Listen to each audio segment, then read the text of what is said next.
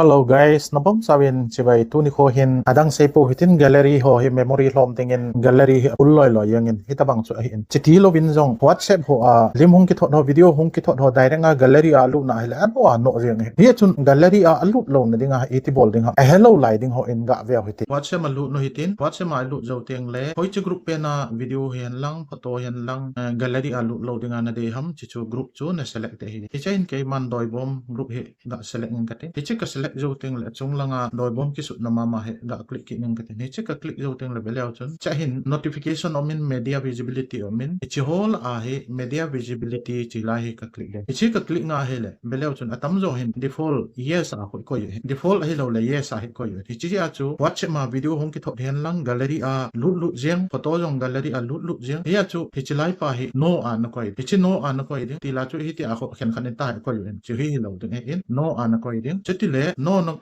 me jo ting okay na me ding op a hi tan media visibility chi jo ting len hi chi group ma photo video share hong ki bol do se chu ka gallery a khat sa lut loading ka gallery a space ding hi a chu hi tabang hen an ki bol chi no to hi chi video hi nang banga midang in jong phat chom pi hen ti an na de a hi le long se nen share nei na bol pe din kan te me ki pa